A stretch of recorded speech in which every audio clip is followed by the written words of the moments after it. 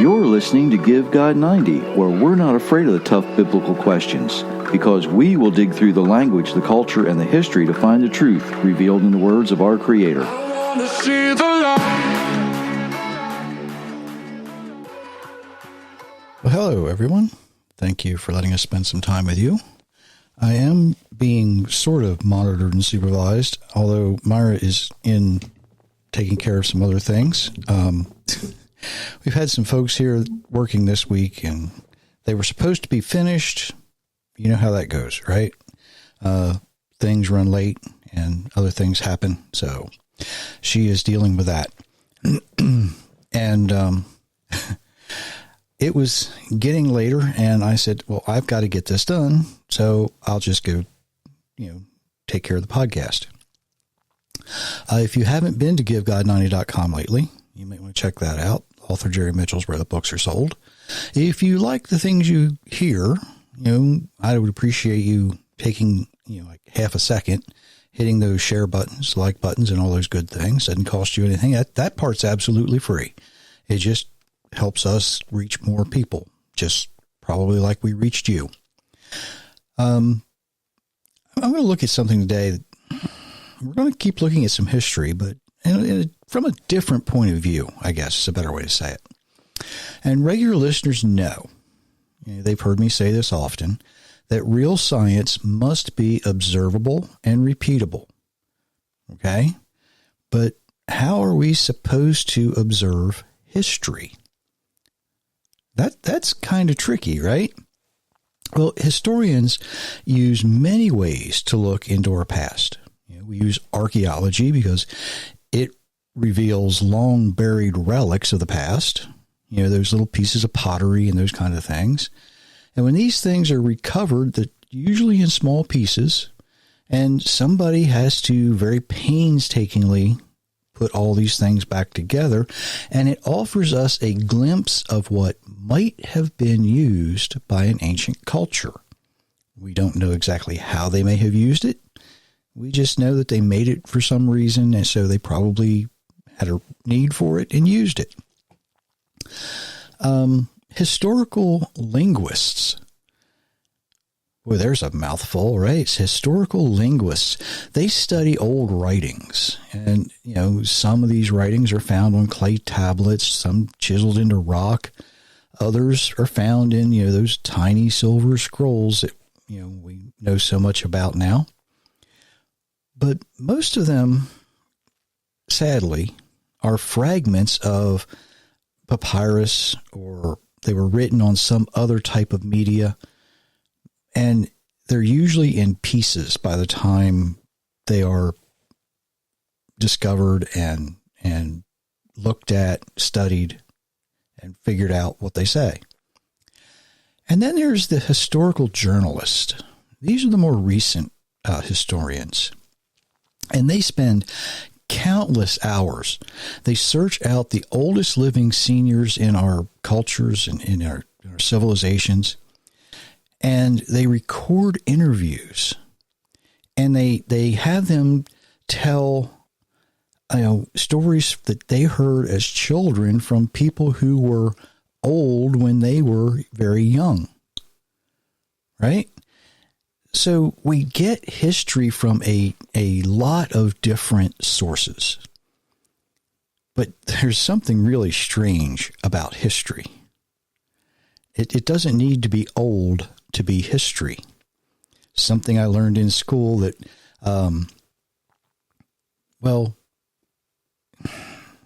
it'll make you think, okay?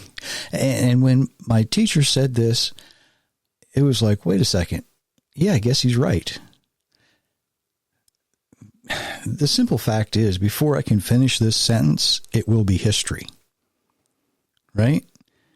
Before I finish that sentence, it is history. It's very, very recent history, but it is history. Okay? I often talk about history. I use the macro view. I get laser focused on details, and as many details as possible. You know, if it were possible to use an electron microscope, that's what I would use. But you can't use an electron microscope on history, right? And the reason I do that is I want to find the cause for an event. And I'm not usually satisfied with a general overview of history. I want to know the details. I want to know, not only, that, pick an event, not only was King Ferdinand assassinated and sparked World War I. I want to know who did it. I want to know what tool he used to do it with. That's the macro history I want. So generally speaking, when I look at history, it's not from a general sense. I want answers to questions so I can pass that information along to the next generation. And I also pass it along to the people who listen to this podcast. But today is a little different. I want to step back and take a more broad view. Sometimes we refer to it as that 30,000 foot view. And the reason, I'm noticing a trend among historians that it started with other sciences, but it's annoying. It's annoying. It annoys me, and it annoys a great many other people as well. And while I'm going to focus on the historical aspect, this is applicable to the other sciences because the other sciences is where this began. Historians have more recently, more historians have begun to ignore or reject the biblical record in favor of some of mankind's ideas or concepts or notions. And some of these things have no real evidence. They have no support. They have no proof. A lot of historians have flocked to Egypt and they examine the pyramids and they try to decipher the hieroglyphs. They fully accept the Egyptian history record, okay? And it's not been truly established by anything other than consensus. And consensus is not science. It's nothing more than somebody said, well, I think this must have happened this way, or this must have happened at that time. And everybody else just goes, oh yeah, that sounds good, right? That's a consensus. There's no sound proof. So the reason I'm stepping back is I want to look at what causes these historians to disregard biblical history. If we look back at the past cultures, what do we see? We see families becoming communities becoming nations. Some of these nations had kings or queens, or some had tribal leadership. Other nations may have developed some type of democracy. Others had dictators. In other words, past civilizations had many types of political government they used to maintain their society. And when we look at the biblical record, we see the same thing. The Hebrew people went from a patriarch, then to a prophet, then to the judges, and then a monarchy because they wanted a king. So political or governance probably isn't the reason so many historians ignore biblical history. So, okay, if that's not the reason, what about how the society grew?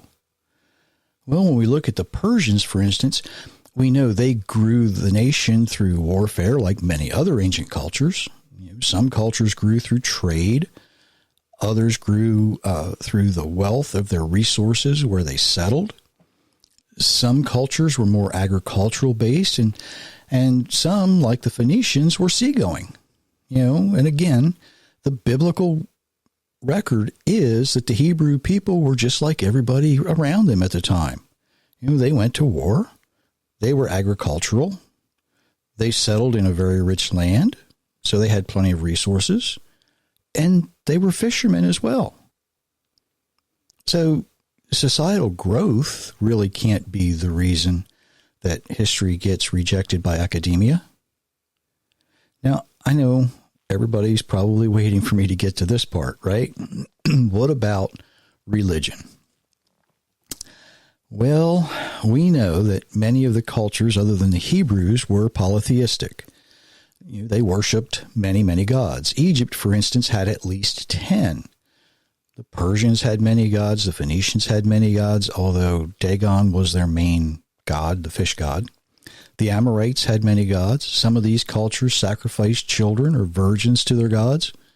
Some were more superstitious than others, and if the storm would come up, they thought they had done something to upset whatever particular god was supposed to be in charge of the storm. If it didn't rain, then some other god must be upset with them, right? Well, the Hebrew people that are described in the Bible are different. They were to serve only one God, the supreme God, the creator of heaven and earth. So maybe we're on to something, right? Could it be religion is the reason that the academics want to ignore the Bible and biblical history? Because it's the only one that is really, it's the only thing, I should say, that really sets the Hebrew people apart from the other cultures of the time. It could be that it's just more interesting to read about a virgin being thrown into a volcano than to read about a creator who is so loving and so just that he's absolutely going to keep every promise he made to someone, even long after that person has died. Maybe it's because the Creator keeps his promises to us, and he warns us not to bow down to other gods. There's a big difference, right? In Deuteronomy 12, it begins, "These are the commands and laws you must carefully obey in the land the Lord your God is giving you. Obey them as long as you live in the land. You will inherit the lands of these nations.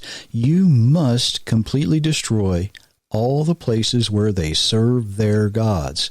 These places are on high mountains and hills under every green tree. Tear down their altars, smash their holy stone pillars, burn their Asherah poles, cut down their idols, destroy their names from those places. Don't worship the Lord your God in their way. But look for the place Lord God will choose. He will choose a place among your tribes where he is to be worshipped. Go there. Bring to that place your burnt offerings and sacrifices. Bring 1/10 of what you gain and your special gifts. Bring what you have promised and the gifts you choose to give to the Lord. Bring the first animals born to the herds of your flocks." And here's where it really, this is way different than the other cultures, right? There, you will be together with the Lord your God. There, you and your families will eat, and you will enjoy all the good things for which you have worked. The Lord your God has blessed you. And of course, that's verses 1-7 of Deuteronomy 12. The one thing that sets the Hebrew people apart is that the Almighty promised, if you do these things and you go where I send you, he will be there with you. See, these other cultures, these other cultures, their gods, oh, they were, far away. I don't know if you've seen the movie where, the gods are looking kind of into this bowl of water and they're manipulating mankind. That's the way the other cultures viewed their gods. But the Hebrew people looked at the Creator differently because he was supreme. And when you're supreme and you say, and well, I should say it this way, when God is supreme and he promises to be with you, chances are he's going to be with you. Okay? The God of Abraham tells the people when they go to the land, they're to destroy everything that he hates. And when that happened, the Hebrew people, they were blessed like no other culture ever had been or ever has been. So maybe the reason so many historians reject the Bible is because it doesn't fit their idea of how history should have been. Biblical history doesn't fit evolution. Biblical history doesn't fit the other culture's ideas of religion and society. Maybe one of the reasons the historians reject the Bible is because it doesn't fit their idea. Historians offer a lot of reasons that they fail to include the biblical history. Some say it isn't true. Others say it's not reliable. Some say, oh, it's just a fairy tale. Others, they say, hey, it doesn't fit the science. It just doesn't go along with evolution.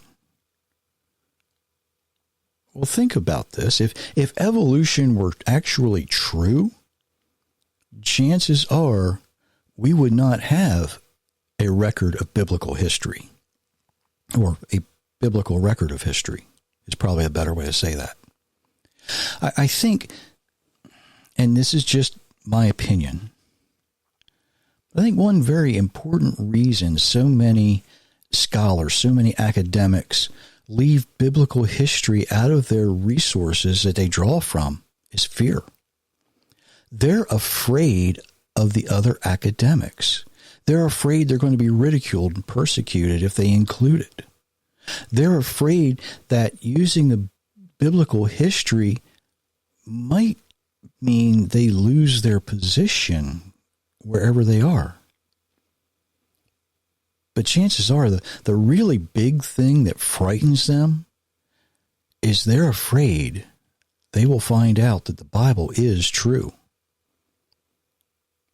Think about that. If I include biblical history and I compare it to others, and the Bible turns out to be true, how do I deal with that? How do I go back to the college I teach and say, I've got to change. I've got to change. Because once they realize the truth will have you change. This is going to sound strange, but there's actually an atheist scientist that I listen to every so often.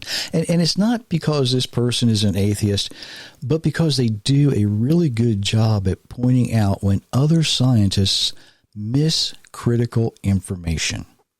Okay? Now, this person never includes any biblical reference, just like the folks I'm talking about. And that's fine for most of what they're speaking of. And strangely, this person is as critical of other atheist scientists as I am critical of many, many modern pastors. Okay, it's kind of the same thing, right? It's kind of strange that I would compare that, but I do. And often this person is most critical of scientists who fail to include information. Because that information might not give them the result they're looking for. scientists have a tendency to want to prove their theory is correct. And by failing to include something that might contradict that, that contradictory evidence, if they fail to include that in their experiments, oh dear. Well, I can get to the result I want if I don't do this. Overlooking important information. How's any scientist supposed to get observable, repeatable results if they don't include all of the information necessary in an experiment? Well, they can't. They may get the result they want, but if you're not including something, right? If you're not including something, it's going to be the wrong answer. You can bake cookies with salt instead of sugar, but they're not going to taste the same, right? If you leave something out of a bread recipe, you might not get bread. You can build a house of glass if you don't mind the world watching you like you're in a fishbowl. You see, you can do these things, but you're not going to get the best result. You're not going to get the truthful answer. Failure to include necessary information or use the proper application of that information, you might wind up with some unintended consequences. Your result might be what you were trying to prove, but it's going to be wrong. You can try a lot of different ways for 1 + 1 not to equal 2, but it still equals 2. When I say that history is significant, it really is. When I was trying to find the answer to why Yom Kippur wasn't observed at the completion of the first temple, I looked at the information I could find, not just what I thought was applicable. I found everything. I told you about the legends, right? I included the legends, even though legends aren't facts, but there's enough reason in the legends to offer some guidance to help us find the facts that I was hunting for. So even the legends are of some historical significance, but it doesn't mean that they are worth more than the facts themselves, right? So there's a lot of people who they get tunnel vision on one culture, but they somehow don't include the surrounding cultures, and so the results of what they're studying are misleading. And that causes a lot of people to become annoyed, right? And it's the tendencies of modern academics, right? The problem is that these folks don't hold themselves accountable. And when they don't hold themselves accountable, what do we do? How do we hold them accountable? Well, we start by speaking out, ask them questions. Oftentimes we ask them the questions that they don't want to answer. And when they don't do that, then we just stop listening to them, right? Take their time in the spotlight away. That's what they're looking for most of the time. Oh, if I get interviewed by these people, everybody's going to know it. This coming from someone who's been interviewed by some really good people. And I might be cutting my own throat here, right?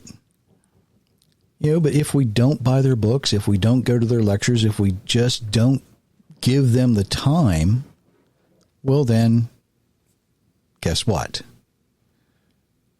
Sooner or later, they're going to realize something, because when enough people who believe the Bible hold these people accountable, they might just get over their fear and begin to include biblical history. But until that happens, they're always going to have a result that is neither credible nor correct. All history is significant, but here's critically important information. Biblical history is far more important than any other because it holds the words of our Creator that He delivered Himself through His chosen prophets. The Bible's not just a book of Hebrew poetry or a book of good ideas. It is His story. And He alone, right? He chooses to tell His story the way He wants to, whether we like it or not, whether we're afraid of it or not. Basically, He's saying, here it is. Deal with it.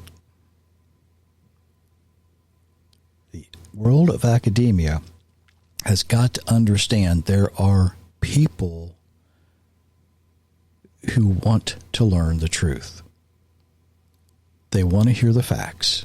And if you're not including all history in your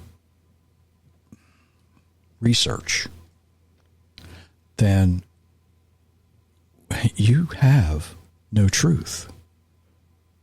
You might be able to look at a record of somebody who was basically holding an event, for instance. But who came? If you say, oh, you know what? King Solomon from Israel came to this event, and you know this information because it's recorded outside the Bible, but you don't include that, you lose credibility. You lose credibility. And that's what happens when you ignore or reject biblical history. If a historian studying ancient cultures in the Middle East is failing to include biblical history, they have no credibility. It's that simple. If they try to explain it away, they have no credibility. I've watched interviews with, very famous people, and they try to explain away the Bible, say, oh, well, it couldn't have been that because Egyptian history tells us this. But if you follow the biblical timeline, you get a much different narrative than if you follow the Egyptian timeline. Biblical history is the most significant history you can study. They traded with a lot of people. They went to war with a lot of people. There was a lot of folks passing through that little strip of land. They met them all. They influenced them all. Biblical history is significant. All history is significant, but biblical history is far more significant than any of the others. So, hopefully, you have some information now that when you're reading some of these things, you can read it a little more critically. I don't mean to say that to be so you can criticize. That's not what I mean. But you're taking a deeper approach. You're not just looking at it and saying, oh, that's nice. You're reading it critically. You're reading it to study, not just to say, oh, that's nice, right? And until next time, I wish you many, many blessings, everyone.